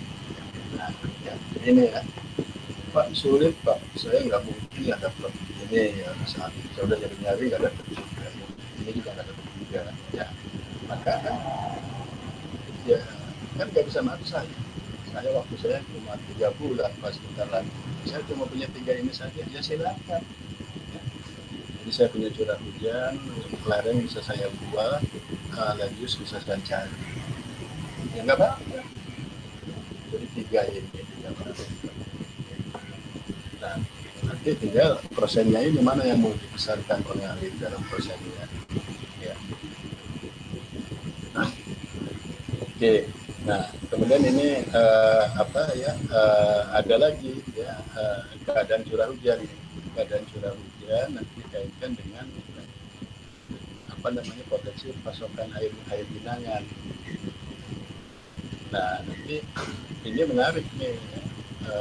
Harus melihat dari parameter dari bentuk lahan, misalnya elevasi ya. Elevasi dibagi lagi kelas-kelasnya ya, lalu di klasifikasi ya istilah aja ini ya, bisa rendah kategorikan dengan tinggi. Kemudian ini untuk ini ya, jadi manajemen sungai itu tadi ya, yang bentuk lonjong, bulat, lingkar ya, segala macam. Kemudian lereng lereng ini pasti lah ya diperoleh ya, lereng. Nah, tapi kan ini itu nanti potensi untuk curah hujan juga bisa men-trigger banjir. Maka dilihat juga lereng di sisi kiri dan kanan dari gasnya itu. Nah, seperti ini. Oke, ya. Kemudian ini kerapatan sungai kan. Kalau tidak ada perlindungan, ya, di satu ya ada kawasan hidup segala macam. Kemudian ini adalah highland tadi. Bangunan air ada nggak wajib segala macam. Jadi saya ingin di sini menjelaskan ya, menggarisbawahi banyak loh penduduk kita di luar sana ya, di luar BMKG, di luar STKG ya, banyak sudah melakukan penelitian tentang potensi rawan banjir ini dengan berbagai parameter yang demikian kompleks lengkap. Ya, ini kan memang untuk memicu ya, men-trigger kita. Kalau selama ini cuma ya curah hujan, lereng, ketinggian, tutupan lahan, ya kita kan nggak boleh merasa puas kan. Oh, para penduduk lain ya kita sudah juga membagi-bagi lagi kan. Kita stasiun dikaitkan nanti ya, fisiknya. Ya. Nah lalu setelah parameter bobot itu, ya, nah tadi kan di bobot jadi secara persen ini. Ya, nah, kita lihat nih misalnya ya, ini kan ada curah hujan, ya, gradien sungai tadi ya, gradien sungai itu apa sih kemudian sungai lah, kemudian bentuk das tadi lontong kan, kerapatan drainase, ya, kerapatan sungainya, lereng, dan reduce. Nah kita lihat tuh curah hujan itu hanya di bawah 35%. Ternyata penggunaan lahan lebih besar. Ya. Tadi kan sebelumnya sudah sama tuh 1,2345, 1,2345 begitu kan. Nah, lalu nanti diberi bobot persen lagi. Oh ternyata land use paling tinggi. Saya sedikit juga ya, kita berargumen antara land use dengan curah hujan. Oke, curah hujan nggak trigger, kalau nggak ada hujan nggak ada kok banjir. Terus siapa bilang kan ada banjir nggak hujan, ada banjir kiriman. Nah, kenapa di sini dipilih payment ini land use lebih tinggi? Ya tadi kan, ya, berita pembicaraan itu akan lain. Kejadian itu terjadi di pemukiman, tempat usaha, masyarakat banyak. Dibanding dengan kejadian itu menjauh di sana, ya, kebun, nggak ada orangnya, bahkan jadi berita itu. Ini argumen ini bagus ya. Nah, barulah tadi ya dari pembobotan 1, 2, 3, 4, 5, 1, 2, 3, 4, 5, 5, lalu diberi persen ya masing-masingnya, baru nanti muncul yang terakhir scoring selalu ya. Skor terakhir inilah yang akan menjadikan istilah ini sangat rawan, agak rawan, sedikit rawan, tidak rawan. Nah, ini sudah jadi skor yang pertimbangnya tadi ya, persen itu pertimbang. Nah, terserah, ini kan sudah jurnal resmi ya, bagus. Ini ada yang buktinya Pak Kalimin dan kawan-kawan 29 ya, mau dipakai ya mau tuh. Kita nggak bikin nilai skor sendiri, tapi dengan catatan bahwa skor tertimbang ini ya sudah dari beberapa parameter. Ya, saya kan tadi Pak, saya waktunya nggak ada, cuma 3 parameter aja, ya nggak apa-apa, tapi minimal mungkin penentuan nilai skor ini bisa dipertimbangkan kita. Kenapa ini yang lebih ya, dari parameter anual yang itu kita lihat sangat rawan. Kalau kita cuma pakai 3, ya sudah sesuaikan saja. Kira berapa nih nilai skor permukaan untuk menjadi sangat berapa? Oke, ini kan biasa ya. Kamu juga nanti kan di apa namanya diwajibkan ya membuat alur daripada diagram alur penelitian.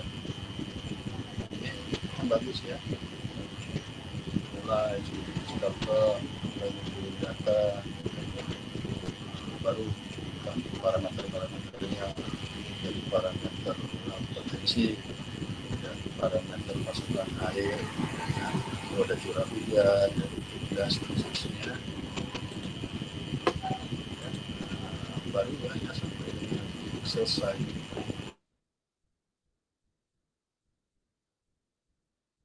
Dan korelasi. Nggak tahu, mungkin akan diverifikasi hasilnya. Tapi kalau cuma sampai sini aja juga ya nggak apa-apa. Ini biasa ya, wilayah harus muncul karena operasinya kota-kota baru. Nah, ini kan mulai dari ketinggian lotnya. Tadi ada kan parameter ketinggian. Nah, disesuaikan nanti ya. Nah, dia ambil skala wilayah kecamatan. Jadi kota-kota barat itu ada Bukit Raya 50, Bandung, Sekaki ya, dan seterusnya. Ya, dia masuk klasifikasinya dataran rendah ya, kecamatan yang lainnya agak rendah. Lalu dari kategori kerawanan banjir genangan ya, tinggi atau tinggi. Maka dia ya dari rumus tadi memperoleh skor ini.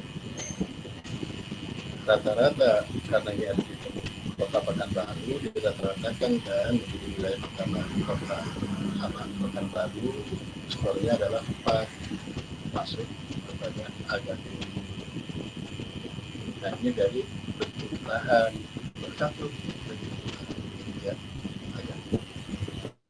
Nah ini kan lereng di kanan sungai tadi sama nih dia kayaknya skala wilayah kecamatan yang dari sedang atau rendah ya, diskonkan, nah, dirata-ratakan kalau di kota Pekanbaru ini satu ya skornya jadi dia kategori rendah dari lereng ke kanan sungai. Lalu ini ya, pembentukan tadi kan ada ya apa ini das ini kan ada bercabang perawatan sungai di apa diklasifikasikan di sini ya, dikategorikan dan skor secara rata-rata Pekanbaru itu skornya 2 masuk ada. Kemudian tendering itu apa sih ya, ada itu ya, ada yang lonjong meningkat segala macam ya. Ini skornya satu semua apa kota Pekanbaru. Kemudian ini bangunan ya ada enggak ya, kalau ini enggak ada ya sudah lah ya, kan diabaikan saja gitu ya. Karena ini waduh mana nih ya kita tanya kan ya, ada kanal ya Jakarta itu kan ada kanal mana isinya gitu ya. Nah ini curah hujan ya. Nah curah hujan kita lihat klasifikasi berdasarkan curah hujan gitu kan ya. Jadi masing-masing kecamatan ya, tadi kan sudah dihitung dari pasokan air ya dari kondisi basic, kalau dengan curah hujan yang ada dia masih sangat tinggi ya, hampir semuanya sangat tinggi nih ya seluruh kecamatan. Maka sekota Pekanbaru ya skornya 5. Nah makanya kalau dilihat curah hujan ini sangat tinggi ya, lihat. Nah ini bertugas ya, kita sudah itu ya dirata-ratakan 3, lalu perapatan drainase ya 3 ya masuk sedang, kemudian lereng ya kota namanya Pekanbaru, dia rendah ya, kan Pekanbaru bukan di puncak gunung ya. D ya 1, lalu Lenjus ya, skornya sedang 3. Nah setelah itu semua diskor ya, dan baru dibuat ya tabel tentang rawan banjirnya ya, kecamatan, karena kan datanya dari kecamatan. Dari parameter 1 ya, misalnya kecamatan Senapelan itu 4,35, kualifikasinya sangat rawan. Dari parameter 2 rawan, dari parameter 3 enggak, berarti di sini rata-rata kerawanan ya ini ya 4,23 ya, ditambah dengan 2 kategorinya rawan. Rawan, kemudian kecamatan lainnya agak rawan. Secara rata-rata kota Pekanbaru ya lebih agak rawan seperti itu. Nah, Pak, kok nggak muncul ini peta rawan banjirnya? Ya, itu ditampilkan sudah melalui tabel ini dan disimpulkan secara rata-rata poinnya 3,36 skornya. Dia masuk pada agak rawan. Itu misal pun dipetakan ya satu warna, Pekanbaru ya warnanya kuning semua, jadinya ya kuning agak rawan. Nah, yang penting dipetakan kan tadi. Nah ini apa namanya? Nah, kira-kira ini ya sedikit tambahan saya ya. Gimana sih kita ini mencari metode yang membobot-bobot dari beberapa parameter yang ada. Nah ini ada prediksi yang bagus seperti ini terkait dengan analisis banjir. Nah sebetulnya memang kan banjir ini tadi ya tidak segampang itu ya, tidak segampang hujan juga ya. Kalau kita lihat kan ya, ada hujan, lereng, segala macam ya, perambakan sungai. Demikian lah ya, kompleks secara banjir. Jangan selalu dengan salahkan curah hujan. Hujan sudah berubah. Hujan dari dulu begitu aja. Bulan November banyak hujan. Kan udah berber banyak hujan. Berber. Dulu ada tahun El Nino sampai bulan berber nggak ada hujan, bingung lagi. Wah ini berubah nih iklim. Udah nggak hujan lagi nih. Kalau udah berber, orang bilang dulu berber udah hujan. Apalagi Januari hujan sehari-hari. Tapi nggak ada, bingung kan. Ternyata ada ini hilang, ya kembali lagi. Sekarang berber udah hujan di mana-mana. Ya orang udah prediksi ini. Terlalu bingung dan itu bukan menjadi pemicu pertama. Makanya tadi diberi bobot cuma 30%, kalah dengan Venus. Bentar ya.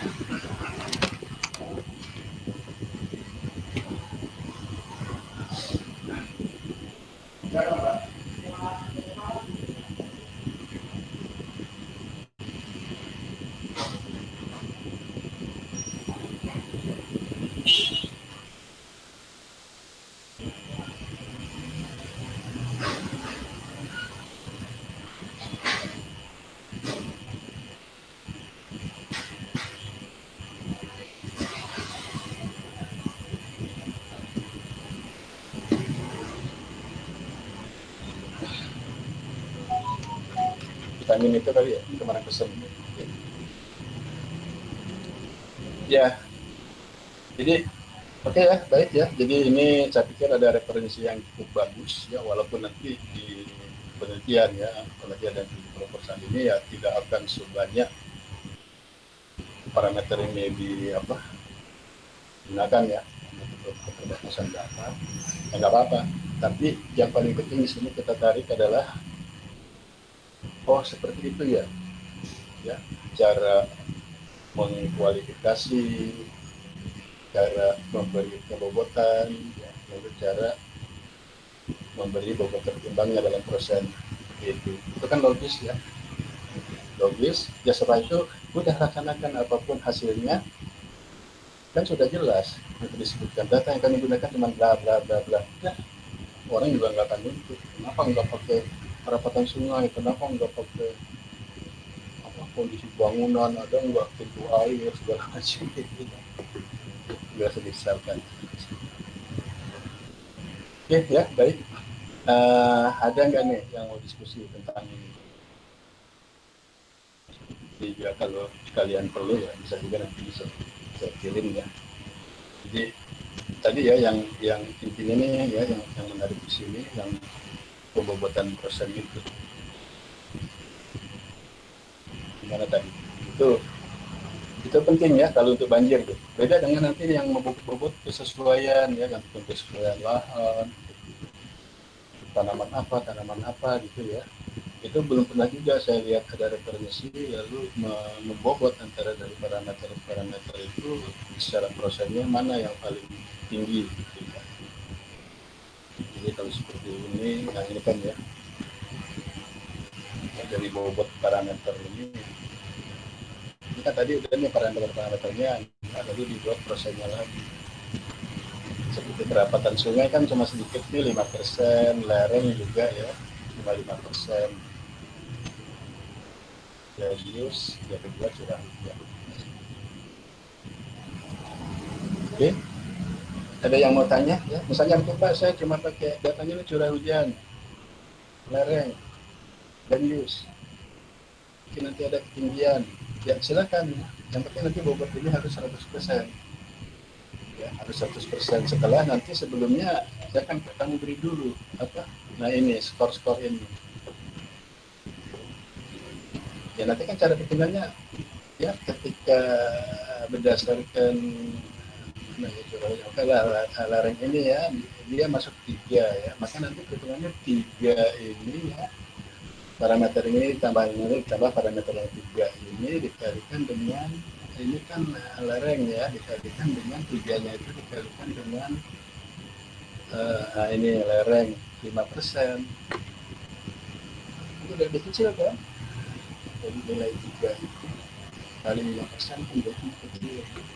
Baru nanti kan dia akan di-skor. Kalau kesesuaian tadi kembali ya, bahan memang belum ada ya dalam pembobotan persentase nilai tertimbangnya di sini ya. Ada. Kesesuaian lahannya Pak, saya cuma pakai itu curah hujan, suhu, jenis tanah, ya sudah. Jadi cuma pakai scoring daripada ini nilai-nilai 1, 2, 3, 4, 5 ini.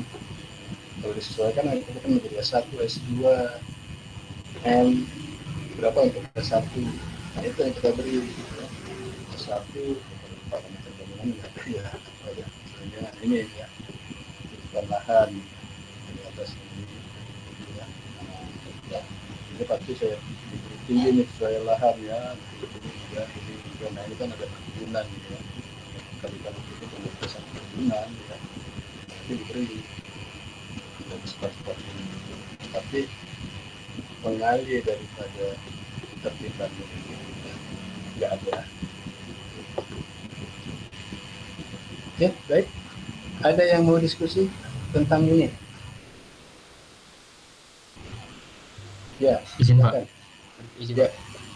Izin Pak, jadi ada satu matkul yang kami disuruh membuat peta kerentanan gitu Pak. Nah, itu berdasarkan jurnal penelitian Pak. Nah, tapi kan biasanya kalau di jurnal itu penjelasan terkait metodenya kayak perhitungannya, misalkan menggunakan parameter ini perhitungannya seperti apa, itu kan tidak dijelaskan detail ya Pak. Nah, hanya ditampilkan gitu bentuk petanya seperti ini, kemudian parameter-parameter yang diperlukan A, B, C, D, tapi dikasih tahu juga parameternya itu dapat dari mana aja. Tapi kan itu jurnalnya bukan di Indonesia, jadi kita nggak tahu kalau misalkan di Indonesia itu seperti apa atau datanya itu dari mana, bisa diakses atau tidak. Nah, untuk data-data pendukung seperti itu kalau misalkan kita mau buat itu bagaimana Pak? Pengaksesan datanya kayak misalkan dari segi misalnya bentuk lahan ataupun daerah alirannya bagaimana atau eh, jumlah penduduk atau apa ya kerapatan drainase dan lain sebagainya itu eh, bagaimana Pak untuk Dari mana sumbernya? mengetahui nilainya kemudian untuk kita bisa membobotkan parameter-parameter tersebut sehingga nantinya bisa disatukan dalam bentuk peta kerentanan Pak. Iya. Itu sih Pak. Iya, ya. Jadi memang benar tuh ya. Jadi kalau sudah kerentanan, ini kita bagi dulu ya. Kan kemarin ya jelas ya, peta itu akan ada tiga. Pertama peta potensi atau rawan ya, yang kamu pesankan tuh ya rawan banjir, rawan kering, itu kan baru potensi. Nah, kedua kan kerentanan ya. Kalau sudah masuk kerentanan memang benar ya, parameternya akan lebih banyak lagi, terutama parameter fisik ya ditambah. Nah, nanti ada kan resiko ya, mungkin kita nggak akan sampai resiko ya, lebih kompleks lagi ya, ada parameter sosial ekonomi. Nah, tadi yang tanya, oke Pak, sudah banyak ya jurnal biasa ya, jurnal itu kan ya lalu kan pertama abstrak itu hasil dari kesimpulan ya. Kemudian metodenya juga kan nggak mungkin dari yang tuangkan pada diskusi jurnal itu ya. Jadi cuma sebut aja akan digunakan data yang metodenya ini. Kadang-kadang metode juga nggak dituliskan utuh kan di jurnal itu kan langkah-langkahnya ini gitu kan, itu pasti hasilnya itu ya pertama kayak gini, tabel ini, memang ya seperti itu kan memang sifat daripada. Nah, tapi bahwa seluruhnya apa yang kita jumlah itu pasti sudah dilakukan ya kalau misalnya kontaknya banjir kayak gini, ini pasti ya mereka estimasi itu sudah mempunyai seperti itu. Nah, sekarang kan yang kita bingung dari mana tuh Pak sumber datanya semua. Nah, kemarin juga sudah saya singgung ya, jadi kita bisa dapat sumber dari beberapa. Fisik, kita bicara fisik dulu ya. Nah, fisik terkait dengan sungai ya itu mungkin ya kalau di BPS emang nggak mungkin ada. Masuk ke portalnya Pemda juga nggak ada. Nah, jadi kalau yang terkait dengan sungai ya perampatannya segala macam itu BBWS ya, Balai Besar Wilayah Sungai. Nanti itu ada pembagiannya tuh ya, karena BBWS itu bisa lintas kabupaten, bisa lintas provinsi. Nah, sungai itu kan nggak mau kan dibatasi ini. Kamu sungai Cianjur, jangan suka bunyi kan enggak ya. Nah, makanya itu dinaungi oleh Balai Besar Wilayah Sungai BBWS. Nah, ya saya sudah mencatat data-data yang tersedia di situ, mungkin ya parameter tadi mungkin ada ya terkait dengan sungai. Kalau lereng, kontur, land use, ya ini memang kamu harus ambil dari DEM ya, dari peta sumber hasilnya dari BIG. Mudah-mudahan sih ada ya tersedia gitu ya. Ini kan sekarang katanya udah open itu BIG itu bisa ambil ya. Nanti itu ya, sumber itu ya. Jadi fisik dia daripada lereng ketinggian yang land use juga. Kemudian tadi kalau terkait dengan sungai di BBWS, nah data sosial jumlah penduduk segala macam apa belum tentu kalau kita lari ke BPS juga ada ya, maka itu adanya di data PODES ya. Nah, untuk dapat data PODES itu memang kadang-kadang di badan pusat statistik ada, tapi pasti tidak akan lengkap ya. Maka untuk masuk ke PODES baru kita masuk ke portalnya Pemda. Misalnya portalnya Provinsi Banten ya, coba deh dicari data PODES-nya ya. Pasti nanti parameternya di situ jumlah penduduk ya, apalagi sarana prasarana, kemudian ya, sampai data berdasarkan umur gitu ya, data orang rentan segala macam. Jadi itu ya, itu itu pasti ada, ya mau nggak mau lah, memang kita kalau meneliti itu kan memang di situ ya, berjibakunya tuh data itu, kita saya katakan di proporsional itu data, ya serah apakah datanya akan lebih banyak kan lebih bagus, parameter lebih banyak lebih bagus, sehingga yakin kita sini nanti akan bagus hasil sini. Nah, itu ya, jadi memang harus masuk cari informasi di portal itu. Lalu membobotnya gimana Pak? Misalnya itu oke lah, saya sudah peroleh Pak parameter-parameter itu ya, walaupun tidak selengkap ya. Saya kepengennya ada 10 parameter, saya cuma dapat 5 atau 6, ya udah, putuskan saja itu 5 dari 6 parameter. Gimana Pak membobotnya? Makanya bacalah ya, makanya kan salah satu referensi ya, sedang kita bahas ya, ini ada tulisan bagus ya, tentu konteksnya terkait dengan banjir. Nah caranya seperti itu ya. Jadi sekarang biasakan membobot tidak hanya 1, 2, 3, 4, 5 tiap parameter ya, kayak dalam kekeringan, misalnya ketersediaan air dengan itu ordeman ya. Ya, ketersediaan airnya kan kita buat 1, 2, 3, 4, 5 gitu ya, lalu ordemannya berlipatan 3 gitu ya, ya 6, 9, 12 ya. Nah harusnya itu nanti ada apa pembobotnya lagi ya, nilai prosesnya itu. Misalnya oke, ketersediaan air saya beri bobot 60%, untuk klasifikasi ordenannya 40%. Ya. Itu dari mana Pak nyari referensinya? Pasti nggak ada. Itulah wewenang kamu sebagai peneliti. Saya berargumen bahwa kekeringan ini lebih dipengaruhi oleh air tanah tersedianya timbang itu ordenannya. Kan begitu argumennya.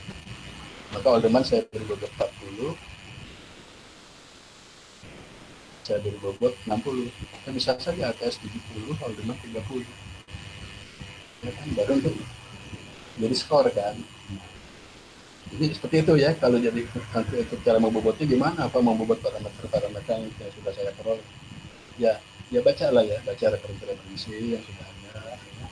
Paling nggak kan dari referensi itu ya kita kan berpikir, oh ya logis ya, kenapa dia membobot demikian, kenapa persentasenya demikian, itu kan logis. Nah sekarang udah saya bawa nih ke penelitian saya punya parameter ini. Belum ada ya, nyari yang plug sama itu kan susah ya. Ya udah,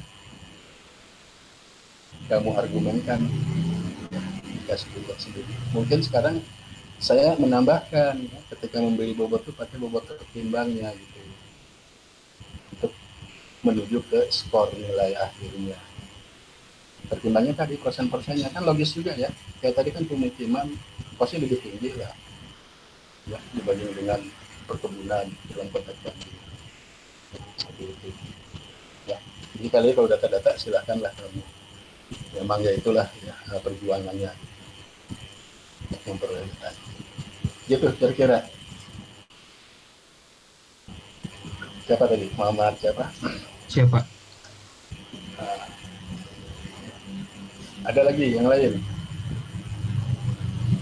ini boleh ya. Jadi kalau saya ngomong bencana ini ya kan angkatnya dari kemarin langsung mau banjir aja, enggak ya, ini kan cara pola pikir berpikir. Nanti ada yang kebakaran hutan ya, paling nggak ada kan menjadi masukan gitu ya. Pasti nanti di kebakaran hutan juga kan untuk ujung-ujungnya nanti kalau mau bikin rendah, sedang, tinggi kan selalu begitu kan ya, selalu itu bermain-mainnya dengan bobot ya kan. Kalau kita mikir kebakaran hutannya apa nih, suhu, curah hujan, hotspot itu ya. Nah, nanti main-main itu dari bawah mana nih yang paling antara suhu dengan curah hujan prosentasenya lebih banyak mana berpengaruh terhadap hotspot. Oh suhu ya sudah, suhu kasih 70%, hujan 30%. Ya tahu nanti dicari referensi tentang analisis kebakaran hutan atau analisis jumlah hotspot dengan cuaca, hubungan hotspot dengan cuaca kayak itu kan banyak. Oke, ada lagi?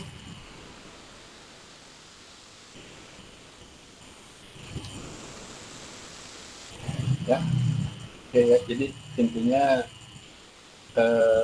langkah-langkah ya analisis ini ya, terutama dari referensi yang tadi kita bahas, ya itu menjadi jadi masukan ya, jadi masukan buat kalian, walaupun judul temanya nggak sama, ini kan cara berpikir, pola pikir. Ya, makanya harusnya di proposal itu saya lebih dulu pola pikir dulu. Kamu bikin judul ini ya, tujuannya ini, nanti manfaatnya ini, gimana sih pola pikirnya itu gimana gitu kan. Nah, artinya begini, kalau sudah pola pikirnya bagus ya, selanjutnya itu akan mengalir ya, nanti ke penyusunan alur pengolahan ya. Karena dari pola pikir sebelumnya itu sudah terbayang, oh nanti begini nih ya langkah-langkahnya, mengolahnya jadi terus sampai dengan tujuan hasilnya. Jadi yang benar-benar ini menjadi pola pikir buat tema apapun juga apa. Ya, ada lagi? Karena ini menjelang jam 10 ya. Kalau tidak ada, ya mungkin saya cukupkan dulu ya. Ya nanti kalau bahan ini perlu nanti saya bilang lagi.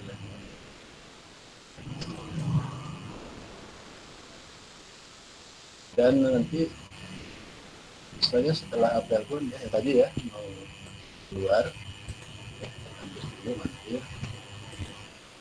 Jadi kita selesai jadi kita praktekin. Oke, ada yang mau kasih masukan atau saran?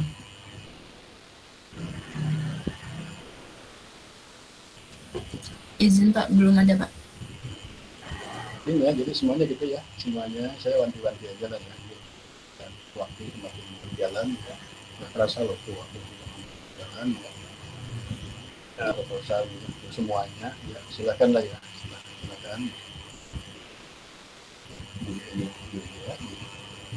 Dikejar lah ya, diberikan waktu di situ. Karena saya yakin juga sampai sekarang pun mungkin pilih judul pun masih belum ketemu gitu kan, masih bingung gitu kan.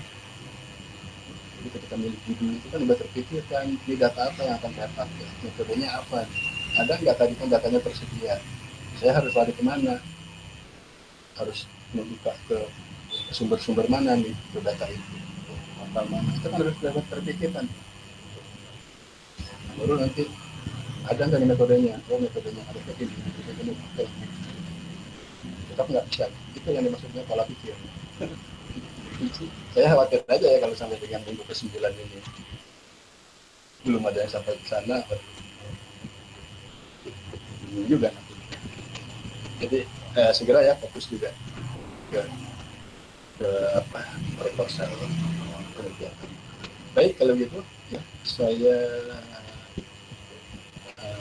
tutup pertemuan kita ini ya, sampai bertemu lagi minggu depan.